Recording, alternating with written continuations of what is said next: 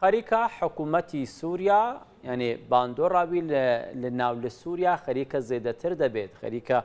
ئەرتەشی سووریا پێش بکەوێت بنەری ناوە یعنی ئۆپۆزیسیۆن لە سووریا چ لێ دێت بەلانسی هێز یعنی کێ تێدا مسەیتر لە کۆنتڕۆڵ دەبێت. بەڵێ ئێوار باش ژوە و تەماشەوانی ڕۆداوێرە ئەڤ کارێک گوان هە لە سووریایە دەبێ و ژمە بە دیارە ئەو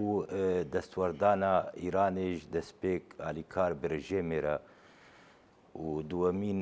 خال ئاریکاری و دەرباسبوونە رووسیا بەرمەتەبە دیار بوو و لەبەروا کەسێک گۆ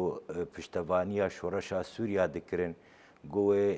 بوێ هێزێ ڕژێم کاربێ ڕۆژ بڕۆژ گاونا پێش دەباوێژێ و ئانها لەبەر چاوێمە ئەv تشتەهانێ دیار بوو ئەم مخابنیا خۆ ددن خویاکردن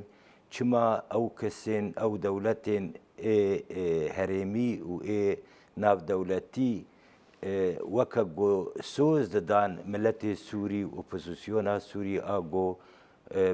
گوتن و ئەتیرافاوە نونەرتیا شۆڕەشا سووری دکێ ئەو ئاریکاریات دەهاتە خستن ji سووریارە پێشکێش نەتکرد گۆکاربن دبەر شۆڕەشا خۆدا کار و خەباتێ بکن و vê rejêma hanê birûxînin û Sûriya bigihînin asta got miletê Sûrî tevde kar di berde dike anha.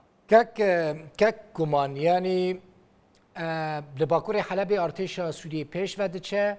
bi taybetî ev piştî konferansa Cenêvê jî ev mesajek beş bû îtilafê yanî edî pêwîstiya me bi çareseriya siyasî tune ye û edî artêşa azad jî lawaz dibe nizanim ev mesajekê bû yanî edî Sûriyê ne amade ye yanî Sûriyê dikare biriyên eskerî jî vê pirsgirêkê çareser bike. Ez bawer nakim çareseriya eskerî ew Sûriya pêşerojê çareser bike. Her wê çareserî çareseriyeka siyasî bê her yekî ji hêla xwe ve fişara dike gokar bê çawa şert û mercê xwe li ser masaya guftugû û diyalogê pêk bîne û karibê bêhtir qizinca bike. Lê çareserî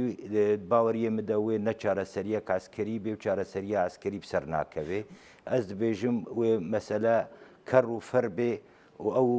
hêzên navdewletiyê got li vî alî bin ya li vî alî bin ew dizanin got çareserî wê li ser masê bê lê belkî merc an Mesela li wê derê li wan deveran bi taybetî li parêzgeha Helebê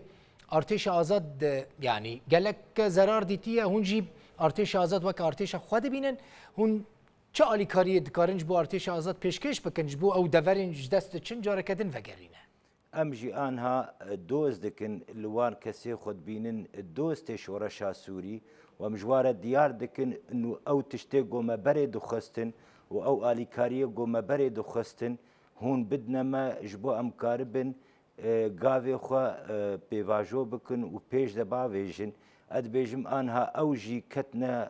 gereke bikevine di wî suretî de eger ne Sûrî bi xwe hilgirin barê xwe û li hember vê rejîmê bisekinin wê berê mentiqê bi tevaya wê ne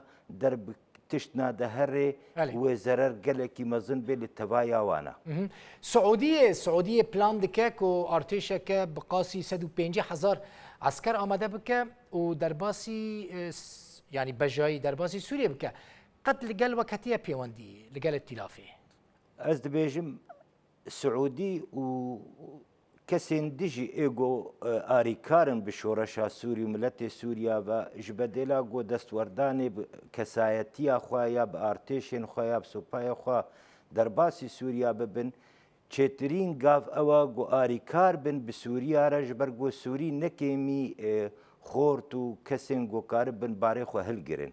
Ew adrist e got arîkar bin bi Sûriya re bi hemû awa û karibin çekên newî ji ware pêşkêş bikin li hember vê rejêmê rawestin û bihêlin biryara xwe bi xwe bistînin ji bo çareseriya şoreşa Sûrî û pêşketina wê. Belê gelek spas Guman Husên endamê îtilafa opozisyona Sûriyê mîvanê me bûyî. Spas bo we jî.